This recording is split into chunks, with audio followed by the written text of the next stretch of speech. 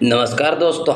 कल अहमदाबाद से लंदन जा रही थी एयर इंडिया की फ्लाइट AI 171, जो कि उड़ान भरते ही कुछ मिनटों में ही यह दुखद हादसा झेला है। यहाँ पर यात्रा करने वाले लोग 242 थे। उन्हें नहीं पता था कि इस प्रकार का हादसा भी होने वाला है। हर बार की तरह यह यात्राएं करना प्रारंभ कर दिए थे, लेकिन वह रनवे से प्रारंभ होकर ही कुछ ही मिनटों में यह हादसा नजर आता है। अहमदाबाद इस फ्लाइट में कुल यहाँ पर यात्राएं करने वाले लोग थे 242, और उनमें से भारतीय नागरिक 169 थे और ब्रिटिश नागरिक 53 थे, और यह कनाडाई नागरिक थे एक, और पुर्तगाली नागरिक 7 थे। यहाँ पर क्रैक हुआ है ये फ्लाइट, आप देख सकते हो। इस हादसे के दौरान मौत हुई है उन लोगों को पहचानना भी बड़ा मुश्किल हो चुका है। सवाल बड़ा खड़ा होता है कि इनका जिम्मेदार कौन है। बांसवाड़ा डूंगरपुर सांसद राजकुमार राउत ने क्या कहा है इस घटना को लेकर, आइए इस घटना का विस्तार से चर्चा करते हैं।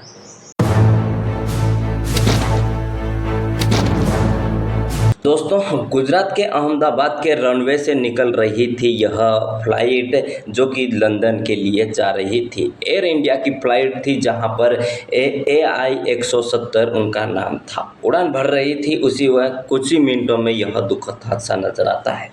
जैसे कि यहाँ पर आप इस वीडियो में देखिए और इसे सोचिए कि किस प्रकार से यहाँ पर एयरक्राफ्ट हुआ है।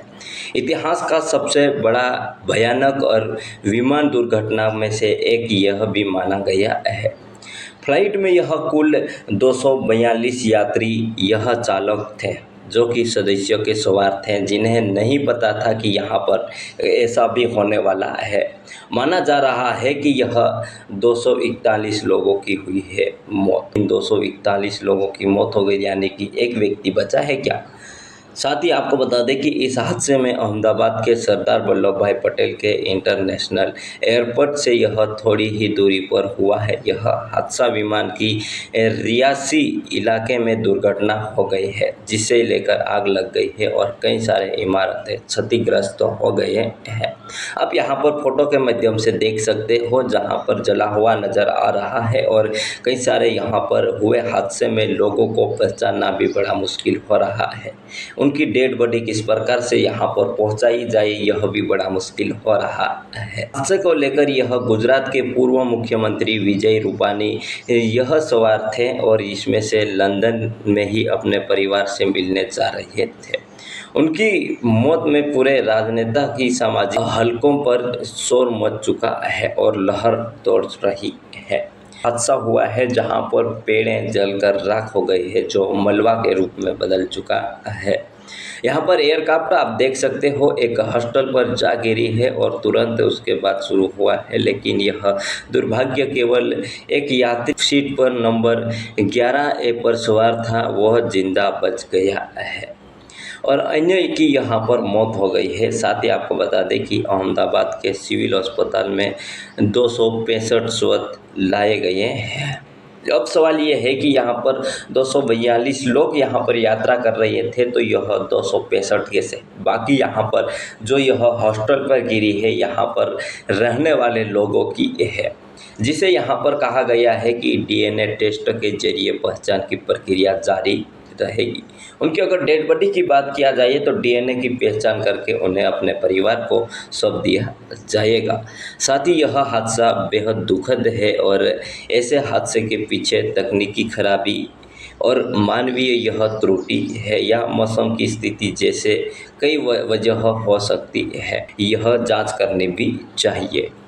बता दें कि इस हादसे के बाद कई सारे सवाल भी खड़े हो रहे हैं। क्या एयरपोर्ट की सुरक्षा व्यवस्था में कोई भी चूक हुई थी?